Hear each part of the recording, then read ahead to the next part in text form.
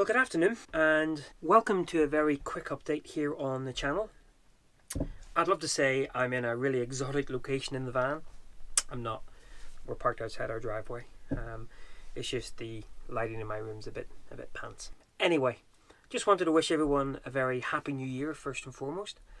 Hopefully everyone is preparing for the New Year's Eve festivities and going forward into 2019, health and happiness to all of my subscribers. As is quite often the case this time of the year, we photographers like to look back, a bit of a retrospective look at our body of work over the last 12 months. And so I was looking through my own collection. Looking at Lightroom, looks like about 1,600 images remain in my Lightroom collection.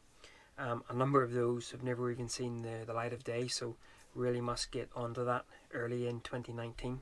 But from those 1,600 images, over the last couple of weeks, I've been going through and picking out my own personal favourites and managed to narrow it down to about 20 images. Now, looking at those images, both individually and as a collection, I realised that the reason why they kind of resonate with me isn't really to do with the image itself, especially not from a composition point of view or even from a lighting point of view or any other photographic characteristics, but it's actually about the story behind the image.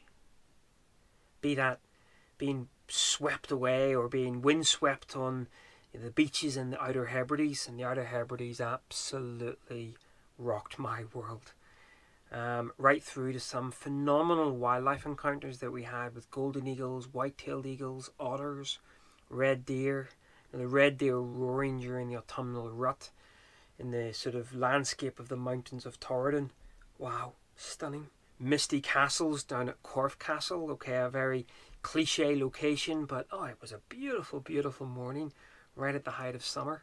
Right through to the beast from the east, -18. The temperature gauge was reading 12 degrees at the moment. So it was the story behind the image, and let's face it, that's all that matters. Really, that's what matters most. That's the most important thing. A story, the adventure, shared experience with friends. So as I go forward into 2019, I want to really make that my mantra. It's not about creating, quite often we'll set out to create a body of work, 12 images or a photo book or, an image a week or photograph in these locations. And yes, they're all nice byproducts.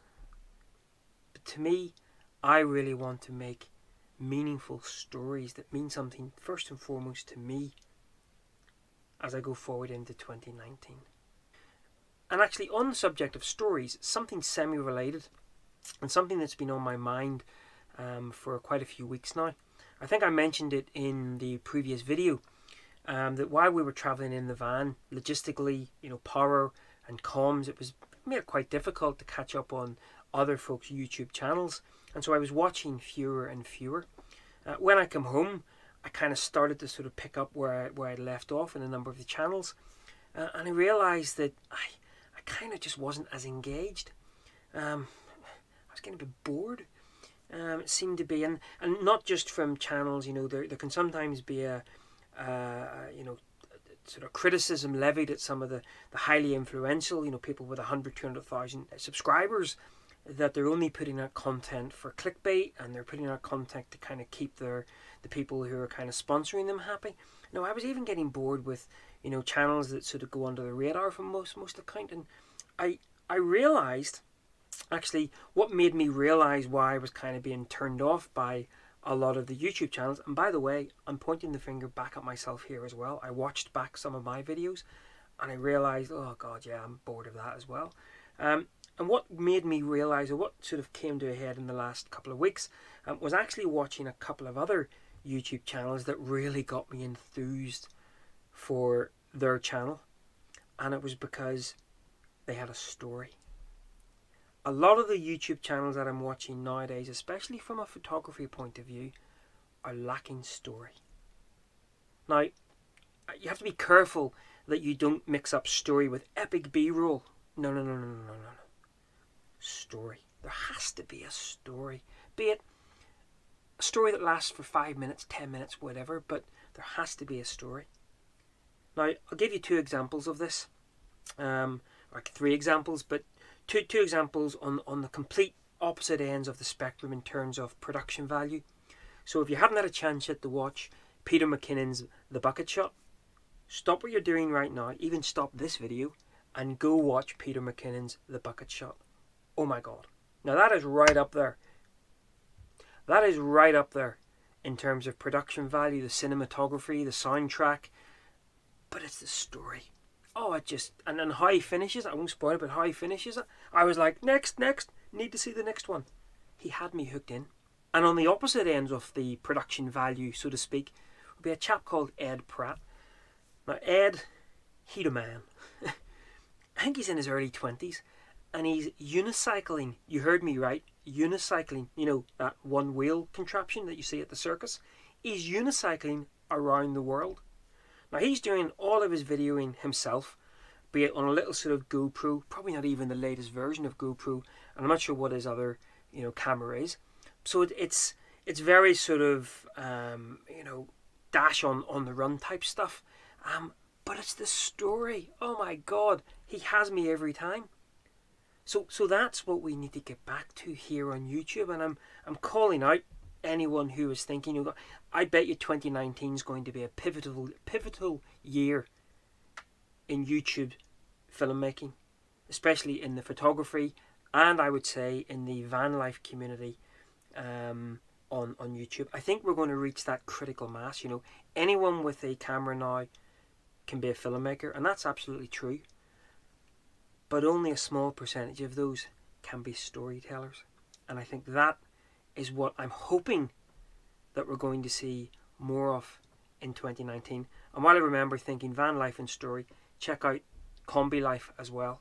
Those guys know how to tell a story. Oh my God, yes. So where does that leave this channel? Well, certainly where it leaves it is probably less content in 2019. I certainly don't want to just put out a weekly video just because. Now, if it so happens that I have a story to tell, then there might be 2-3 videos in a month. Perhaps there may only be one video a month, but I'm really hoping to put together videos over the next 12 months that actually have a story to tell.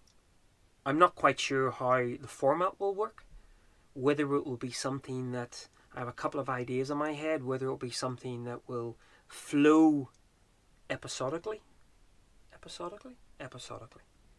or whether they'll just be individual little sort of adventures out. I'm not sure. Certainly won't be anything to do with gear and because that, don't get me wrong, there will be channels out there that are all about the gear, and I know for a lot of people, gear discussions can be important, especially if it's someone that you trust and it's a piece of kit that you're thinking of buying. They can be pretty useful.